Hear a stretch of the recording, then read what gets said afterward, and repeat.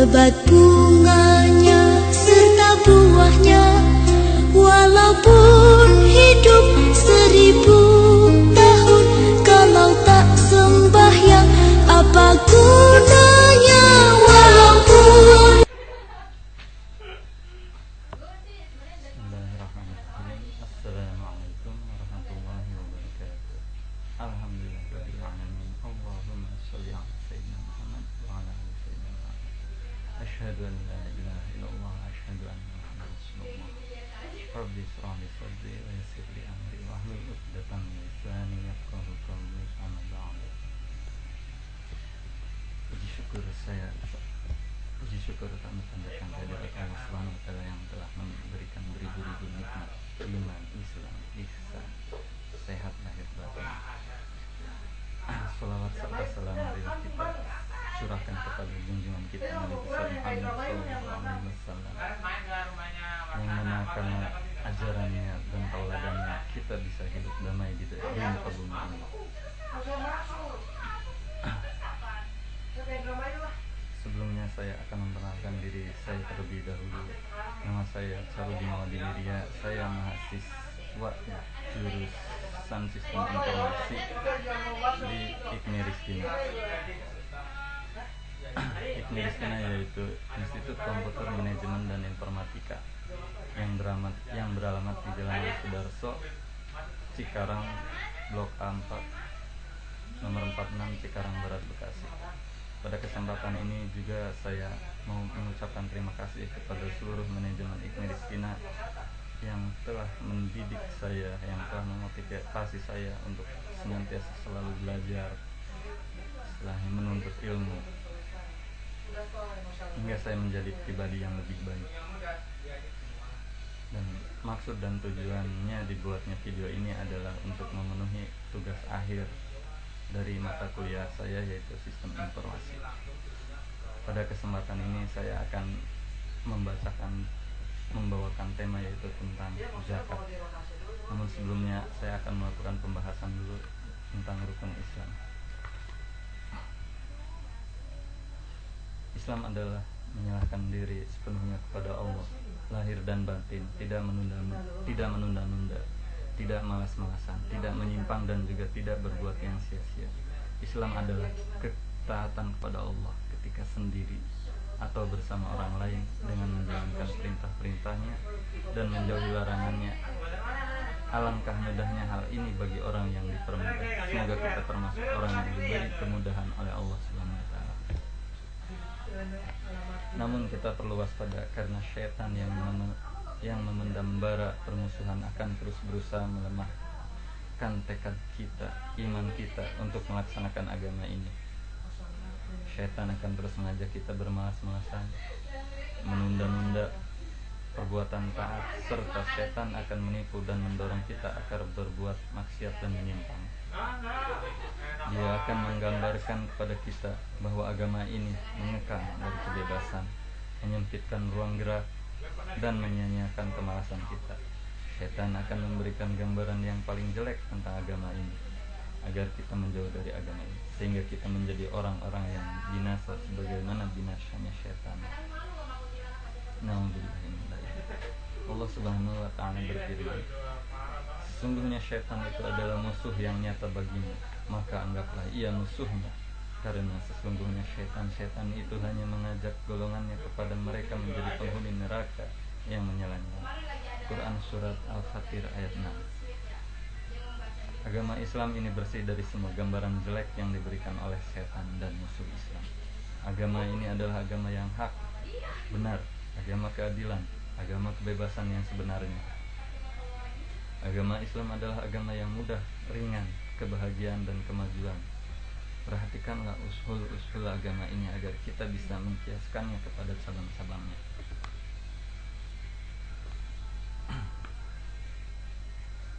Agama Islam dibangun di atas 5 rukun, yaitu syahadat, la ilaha illallah, tiada Tuhan selain Allah yang berhak diibadahi kecuali Allah, dan Muhammad itu utusan Allah, mendirikan sholat, menunaikan zakat, puasa Ramadan, dan haji bagi orang yang mampu melaksanakannya. Rukun dasar yang 5 ini semuanya mudah dan ringan, semuanya membawa maslahat, kebaikan dan nilai pendidikan. Persaksian, tidak ada yang berhak diibadahi kecuali Allah, merupakan pentauhidan Allah dan pembersihan hati seorang hamba dari penghambaan dan ibadah kepada selain Allah, serta membatasi ibadah itu hanya kepada Allah, Rabb yang telah menciptakan kita, menyempurnakan kita, Zat yang telah memberikan rezeki kepada kita dengan lautan nikmatnya, serta mengatur urusan kita. Jadi kaitannya dengan Allah adalah kita adalah hamba Allah, sedangkan kaitannya dengan makhluk yang lain, kita ini adalah makhluk yang bebas dan merdeka. Adalah termasuk perbuatan dungu jika ada orang yang meninggalkan ibadah kepada Allah, lalu ia mengikatkan dirinya dengan ibadah kepada hawa nafsu, kepada pekerjaan, kepada tuannya, kepada harta. Banyak di antara umat ini jika ia menyibukkan dirinya dengan perbuatan taat kepada Allah, maka seakan-akan mereka itu menahan bara api. Sedikit sekali yang sabar. Sebaliknya, jika berkaitan dengan urusan dunia, mereka mengerjakannya dengan sepenuh hati dan pikiran, seakan merasa tenang dengan dunia. Keadaan seperti ini merupakan bentuk ibadah dunia dan memiliki nilai kurang dalam kepada Allah. Semoga Allah menjadikan kita hamba-hambanya yang bersabar. Amin ya rabbal alamin.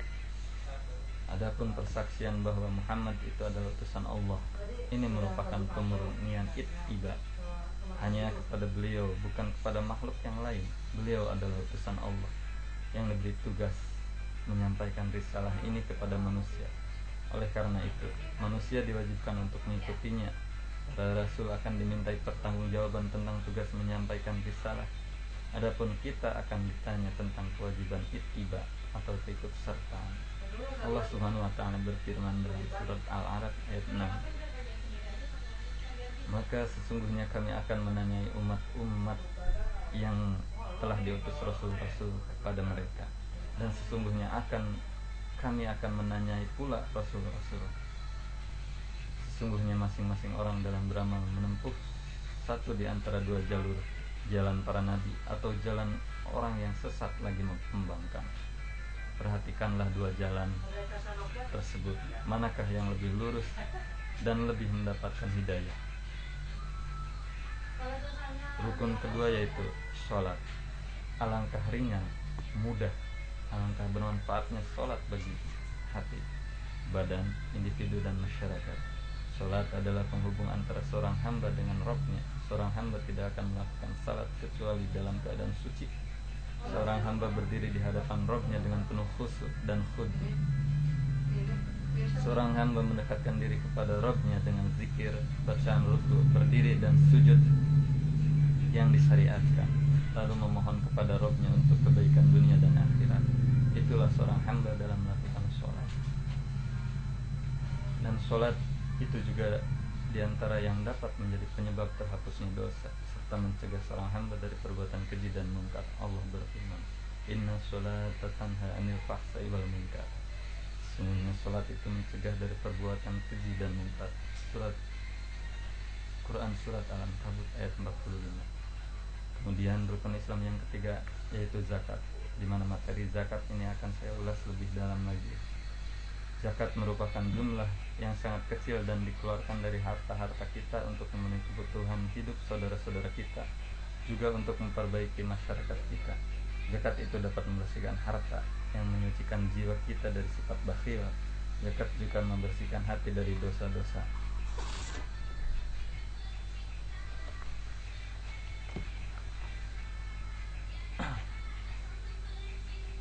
Kewajiban zakat ini ditetapkan atas kaum muslimin sebagai bukti keindahan dinul Islam, sekaligus bukti kepedulian dinul Islam terhadap para pemeluknya. Manfaatnya juga teramat banyak bagi si kaya, terlebih lagi bagi si miskin. Sehingga semestinya kaum muslimin berkewajiban menunaikan zakat ini. Orang kaya hendaklah menyadari bahwa di dalam harta yang dimilikinya terdapat hak orang lain.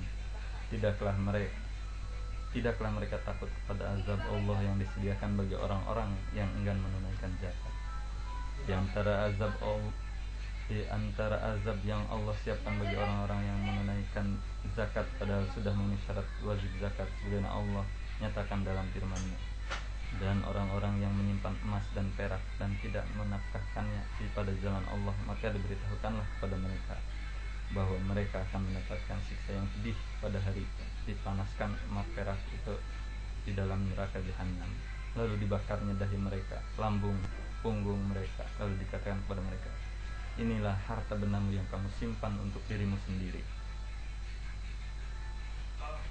maka rasakanlah sekarang akibat apa yang kamu simpan. Quran Surat At-Taubah ayat 34-35. Di antara azab yang bakal diterima oleh orang-orang itu bahwa Allah akan menjelmakan harta yang enggan dizakati dalam bentuk seekor ular yang berbisa yang sangat buas. Lalu ular ini akan dikalungkan ke leher si bakhil dan itu akan menggigitnya, sebagaimana sabda Rasulullah dari Abu Hurairah radhiyallahu anhu. Rasulullah berkata, barang siapa diberi harta oleh Allah lalu dia tidak menunaikan zakatnya pada hari kiamat, hartanya dijadikan untuknya menjadi seekor ular jantan akhlak yang kulit kepalanya rontok karena kepalanya terkumpul banyak racun. Ular itu mempunyai 2 tanda hitam di atas matanya, tanda ular yang paling liar dan buas. Ular itu dikalungkan di lehernya pada hari kiamat. Ular itu memegang atau menggigit tangan pemilik harta yang tidak berzakat dengan kedua sudut mulutnya. Lalu ular itu berkata, saya adalah hartamu, saya adalah simpananmu. Kemudian beliau membaca sesekali, janganlah orang-orang yang bakhil menyangka. Ayat hadis riwayat Bukhari. Demikianlah akhir perjalanan harta simpanan yang tidak dikeluarkan zakatnya. Pemiliknya mengira harta simpanannya itu bermanfaat untuknya, namun sebaliknya justru menjadi bencana dan menjadi sarana untuk menyiksa dirinya. Memang harta merupakan ujian dari Allah buat manusia untuk menguji keimanan seseorang, apakah mereka mau bersyukur ataukah sebaliknya mengkufurinya. Hanya kepada Allah kita memohon pertolongan agar dijadikan hamba-hambanya yang pandai bersyukur.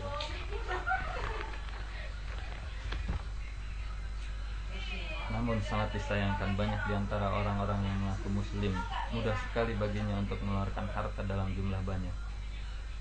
Di antara orang-orang yang mengaku muslim mudah sekali baginya untuk mengeluarkan harta dalam jumlah banyak demi mengikuti hawa nafsunya, padahal itu tidak bermanfaat baginya atau bahkan merugikan dirinya. Namun ketika tiba waktunya menunaikan zakat yang wajib maupun yang sunnah, alangkah beratnya dia mengeluarkan zakatnya, meskipun hanya 1 dirham, seakan-akan dia tidak percaya dengan janji Allah yang akan mengganti hartanya di dunia dan di akhirat dengan pemberian pahala yang banyak, seakan-akan tidak percaya dengan ancaman Allah yang sangat keras bagi orang yang enggan memberi zakat. Sedangkan untuk masalah puasa, itu merupakan kewajiban yang dibebankan kepada hamba hanya 1 dalam 1 tahun, yaitu pada bulan Ramadan, yaitu bulan yang mengingatkan kita semua pada satu nikmat yang sangat agung, yaitu bulan diturunkannya Al-Quran yang menjadi pedoman hidup kita hingga hari kiamat. Pada bulan ini kita hanya dilarang pada waktu siang hari untuk makan dan minum, jima, dan beberapa hal yang membatalkan puasa itu. Dan dalam rangka lebih mengutamakan ridhonya daripada memenuhi keinginan hawa nafsunya, kita sudah mengetahui semua bahwa dalam puasa itu terdapat banyak manfaat bagi badan maupun bagi masyarakat. Puasa mendidik kita untuk senantiasa bersabar. Puasa mengajarkan tentang kenikmatan, di mana ketika setiap harinya bila kita berpuasa akan menemui satu kenikmatan, yaitu nikmatnya segelas air ketika berkumandangnya azan maghrib, nikmatnya kebersamaan. Jika kita bukan di bulan puasa, mungkin di keluarga kita makan hanya sendiri-sendiri, tapi di bulan Ramadan kita berkumpul satu keluarga, ibu, bapak, anak, saudara. Kita berkumpul dalam satu meja, bersama-sama berdoa, bersama-sama mensyukuri nikmat duniawi yang telah Allah karuniakan kepada kita. Dan di malam harinya kita berbondong-bondong ke masjid untuk menunaikan sholat tarawih. Kita bertemu dengan para tetangga. Mungkin dalam keseharian kita tidak bisa selalu bertemu dengan tetangga-tetangga kita, karena mungkin selepas isya kita hanya langsung tidur atau menghabiskan kegiatan di dalam rumah. Namun ketika di bulan Ramadan selesai sholat tarawih, kita berkumpul, duduk bersila untuk merenungi ayat-ayat Allah, yaitu dengan melakukan tadarusan. Bahkan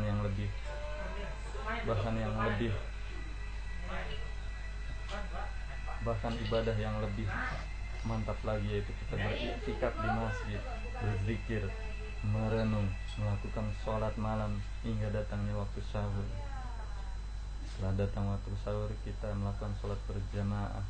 Betapa indahnya rutinitas ibadah yang kita lakukan di bulan Ramadan. Makanya untuk itu sangatlah agung nikmat atau hikmah dari bulan Ramadan. Kemudian rukun Islam yang terakhir yaitu ialah haji, yaitu satu kewajiban yang dibebankan kepada kaum muslimin hanya sekali dalam hidupnya. Itu pun bagi orang-orang yang mampu melaksanakannya, baik mampu secara fisik dan harta. Haji ini juga bisa menjadi penyebab terhapusnya dosa, dan haji mabrur pasti akan mendapat imbalan surga. Itulah rukun Islam. Apakah ada yang sulit? Apakah ada yang kurang? Demikian itulah syariat dan hukum Allah. Adakah hukum yang lebih baik dari hukum Allah? Allah berfirman, dan hukum siapakah yang lebih baik daripada hukum Allah bagi orang-orang yang yakin?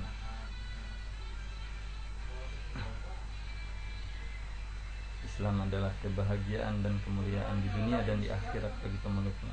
Dengan Islam kemajuan fisik maupun mental akan dapat diwujudkan.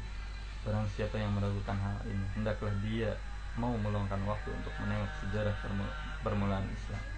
Jika para penganutnya benar-benar berislam secara lahir batin, mereka tidak silau dengan gemerlapnya dunia. Mereka tidak pernah terpalingkan dari Allah dengan apapun juga. Ketika itu kemajuan dalam berbagai hal dapat diwujudkan. Karenanya, marilah kita pegang teguh agama ini. Kita laksanakan syariatnya dengan sepenuh hati, lahir batin, baik ketika sendiri ataupun pada saat di tengah khalayak ramai. Hendaklah kita takut tertimpa satu musibah yang disampaikan Allah dalam firman-Nya. Maka tatkala mereka melupakan peringatan yang telah diberikan kepada mereka, kami pun membukakan semua pintu-pintu kesenangan untuk mereka, sehingga apabila mereka gembira dengan apa yang telah diberikan kepada mereka, kami siksa mereka dengan sekonyong-konyong. Maka ketika itu mereka berdiam, berputus asa. Maka orang-orang yang zalim ini dimusnahkan sampai ke akar-akarnya. Segala puji bagi Allah.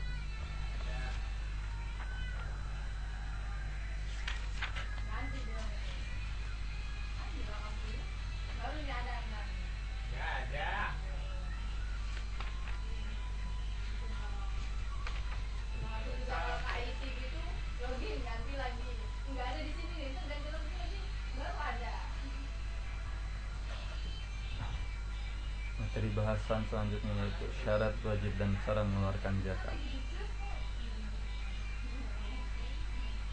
Allah berfirman dalam Al-Quran, ambillah zakat dari sebagian harta mereka, dengan zakat itu kamu membersihkan dan mensucikan mereka. Quran Surat At-Taubah. Kemudian firman berikutnya, waqimis sholat wa atuz zakat, dan tegakkanlah sholat dan tunaikanlah zakat.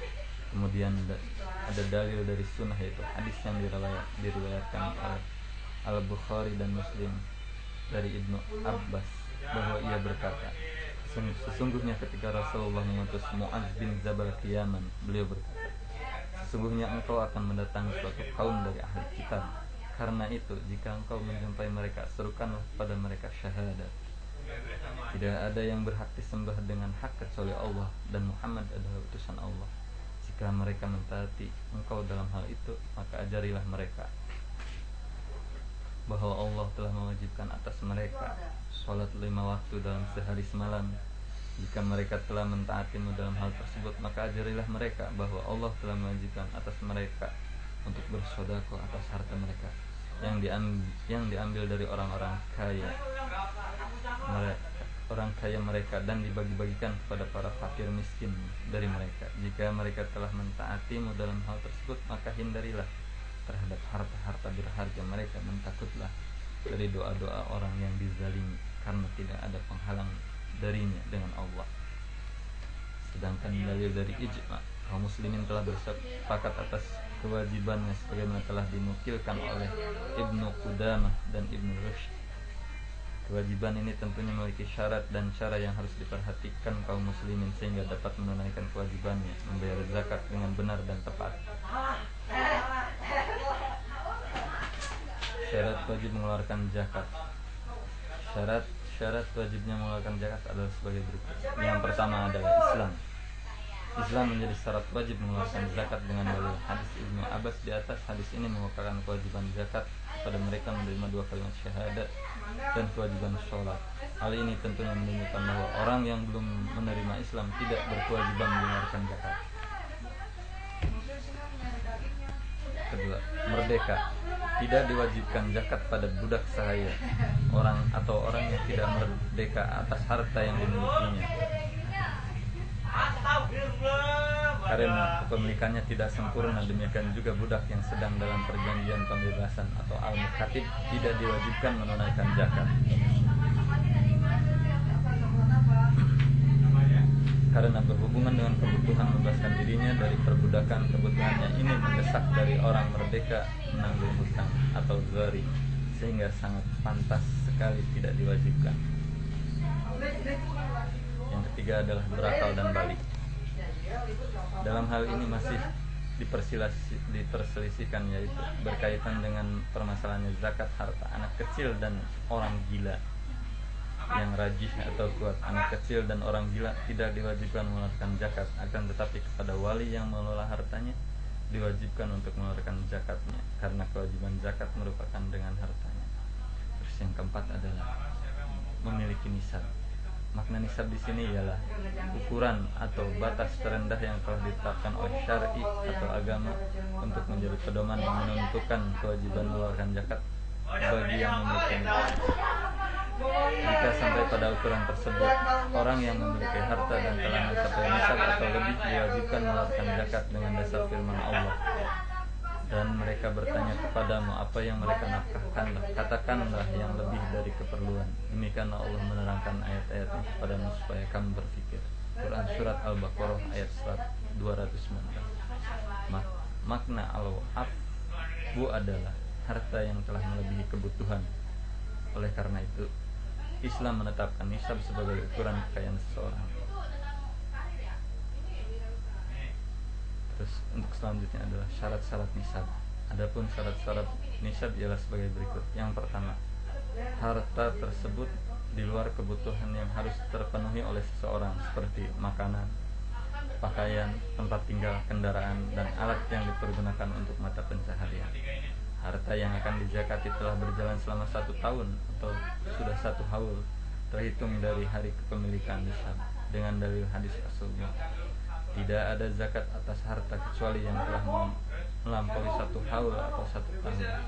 Dikecualikan dari hal ini yaitu zakat pertanian dan buah-buahan, karena zakat pertanian dan buah-buahan diambil ketika panen. Demikian juga dengan zakat harta karun atau rikas yang diambil ketika menemukannya.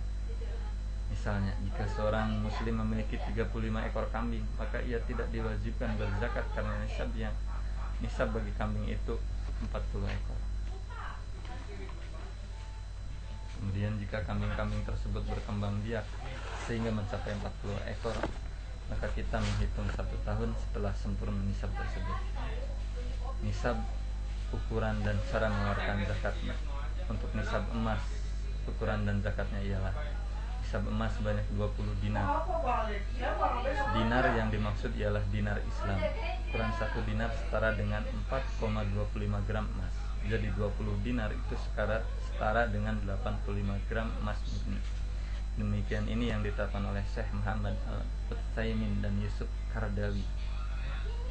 Dalil nisab ini ialah hadis Ali bin Abi Thalib. Beliau berkata, sesungguhnya Rasulullah bersabda, Tidak ada kewajiban atas kamu sesuatu pun, yaitu dalam emas, sampai memiliki 20 dinar. Jika telah memiliki 20 dinar dan telah berlalu 1 haul atau 1 tahun, maka terdapat padanya zakat setengah dinar.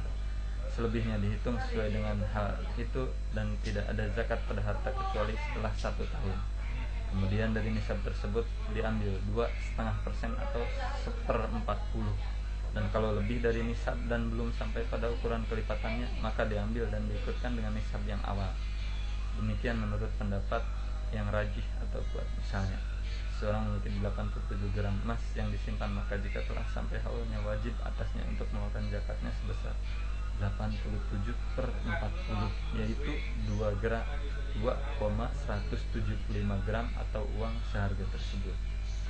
Sedangkan untuk nisab perak adalah 200 dirham setara dengan 595 gram. Sebagaimana hitungan Syekh Muhammad Syahih Al-Utsaimin dalam Syarhul Mumti, yaitu 6/104, dan diambil darinya 2,5% dengan perhitungan sama dengan emas. Sedangkan untuk nisab binatang ternak dan ukuran zakatnya, yaitu pada binatang ternak sama dengan di atas, ditambah 1 syarat lagi, yaitu binatangnya lebih sering digembalakan di padang rumput yang mubah daripada dicarikan makan. Dan dalam zakat kambing yang digembalakan di luar, kalau sampai 40 ekor sampai 120 ekor, sedangkan ukuran nisab yang dikeluarkan zakatnya ialah, misalkan untuk 5-9 ekor, jumlah yang dikeluarkan adalah 1 ekor kambing.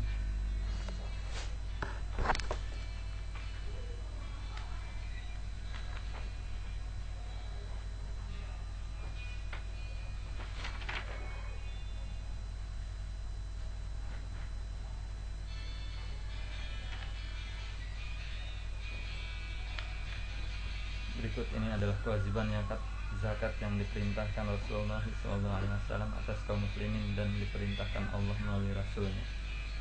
Barang siapa yang dimintai zakat sesuai ketentuannya, maka hendaklah diberikan. Jika ketentuannya tidak sesuai dengan ketentuan, maka jangan diberikan. Dalam setiap 24 ekor onta dan yang kurang dari itu, zakatnya kambing. Pada setiap 5 ekor unta, zakatnya ialah 1 kambing. Kalau telah sampai 25 ekor sampai 35 ekor, maka ada zakat atau binti ma'khad, yaitu onta betina yang berusia 1 tahun. Jika tidak ada, boleh dengan ibnu labun atau unta laki-laki yang berusia 22 tahun. Jika sampai 36 hingga 45 ekor, terdapat padanya binti labun atau unta perempuan, yaitu 2 tahun.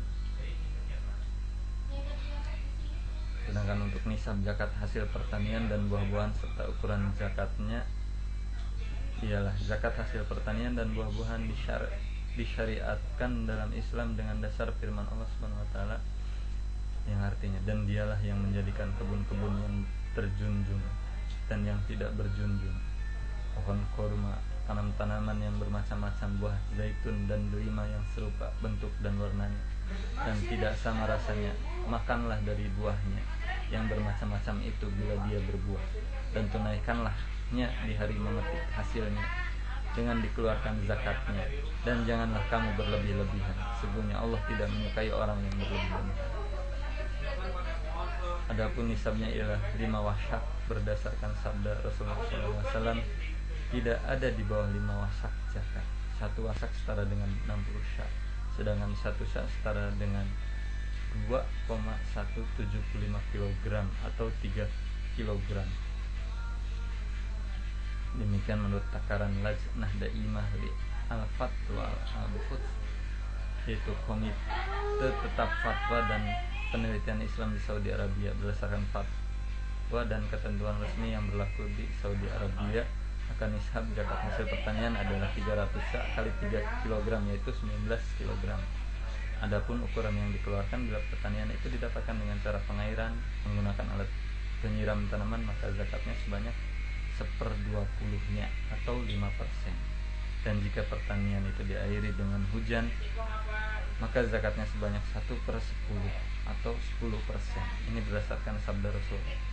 Ada yang disirami oleh sungai dan hujan maka 1/10, dan yang disirami dengan pengairan atau irigasi maka 1/20.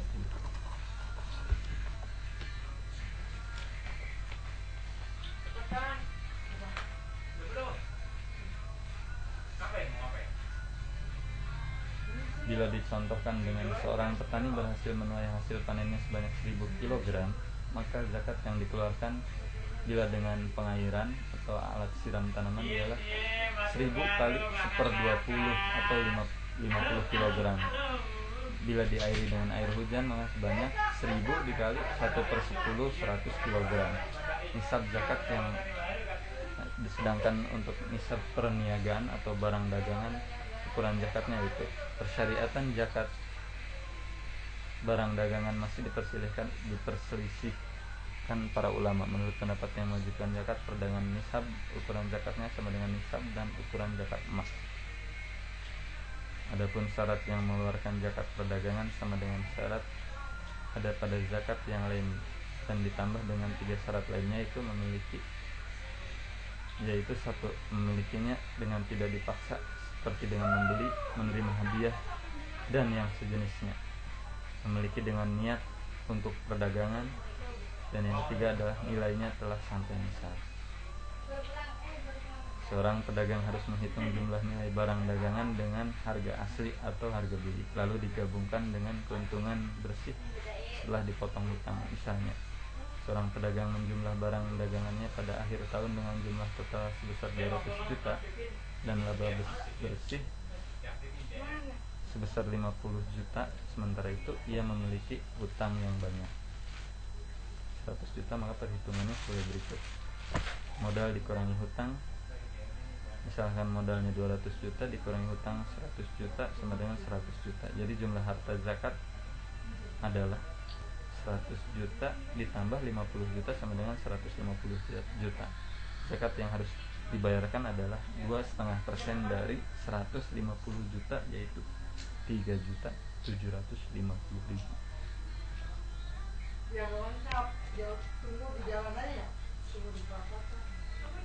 Nisab zakat harta karun dan ukuran zakatnya.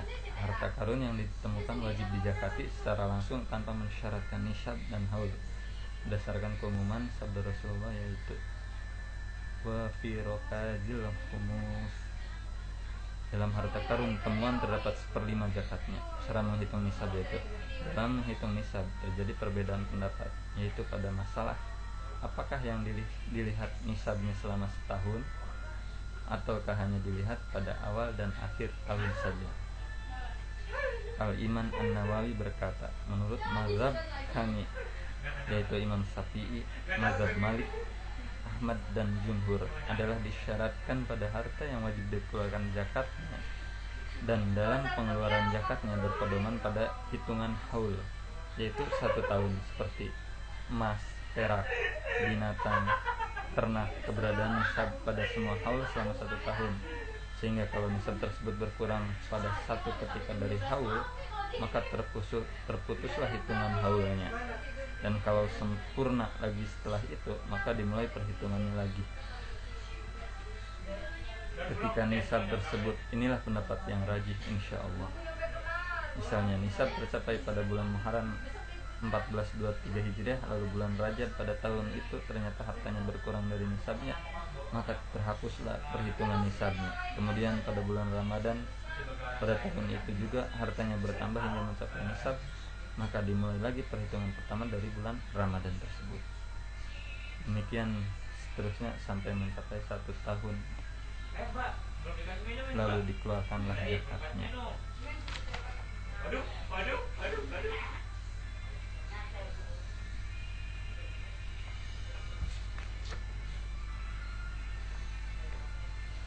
Orang Islam yang telah wajib berzakat tetapi tidak menunaikannya dan tidak meyakini kewajiban zakat, maka dia murtad, na'udzubillah dari agama ini dan menjadi orang kafir. Adapun jika masih meyakini kewajibannya, maka dia telah berbuat dosa besar namun tidak kafir.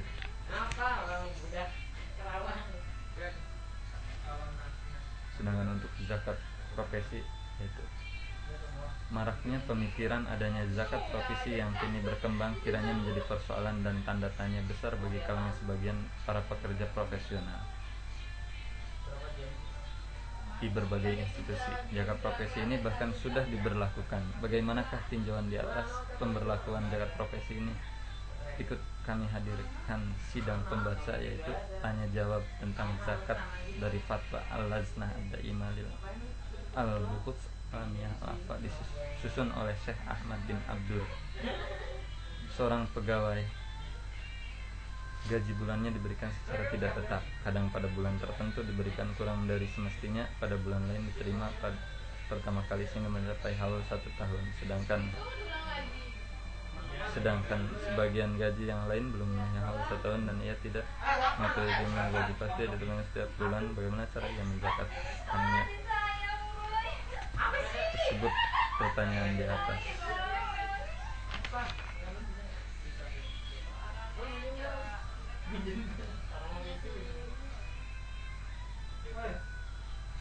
Barang siapa yang memiliki uang mencapai nisab atau ukuran jumlah tertentu yang karenanya dikenai kewajiban zakat, kemudian memiliki tambahannya berupa uang lain pada waktu yang berbeda-beda, dan uang tambahannya jika tidak berasal dari sumber uang pertama dan tidak pula dikembangkan dari uang pertama, tetap merupakan uang penghasilan terpisah seperti uang yang diterima oleh seorang pegawai dari gaji bulanannya ditambah uang hasil warisan, hibah atau hasil dari pekarangan umpamanya. Apabila yang diteliti menghitung haknya ingin diteliti untuk tidak membayar zakat kepada yang berhak kecuali menurut ukuran harta yang wajib dizakatkan, maka ia harus membuat daftar perhitungan khusus bagi tiap-tiap jumlah perolehan dari masing-masing bidang dengan menghitung masa 1 tahun semenjak hari pertama memilikinya. Selanjutnya ia dikeluarkan zakat dari setiap jumlah masing-masing setiap kali mencapai 1 tahun semenjak tanggal kepemilikan harta tersebut. Namun apabila ia ingin enak dan menempuh cara yang longgar serta lapang untuk lebih mengutamakan pihak fukara dan golongan penerima zakat lainnya, ia dikeluarkan zakat dari seluruh gabungan uang yang dimilikinya ketika sudah mencapai 1 tahun dihitung sejak nisab pertama yang dicapai dari uang miliknya. Ini lebih besar pahalanya, lebih mengangkat kedudukannya, lebih memberikan rasa santai dan lebih menjaga hak-hak fakir miskin serta seluruh golongan penerima zakat. Sedangkan jika uang dikeluarkan terlebih dari jumlah nisab, uang yang sudah sempurna haulnya dihitung sebagai uang zakat yang dibayarkan di muka bagi uang yang belum mencapai haul.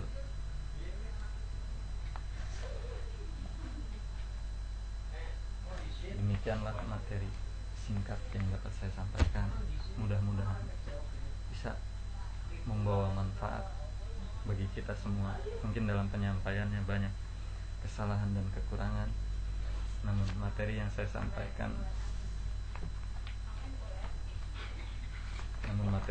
sampaikan ialah dari majalah As-Sunnah, yaitu upaya menghidupkan sunnah zakat.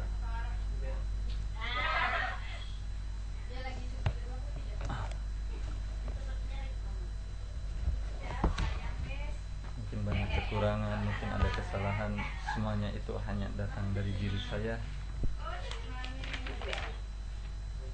Dan jika ada pun kebenaran, dan tentunya itu hanyalah milik Allah, Zat yang sempurna.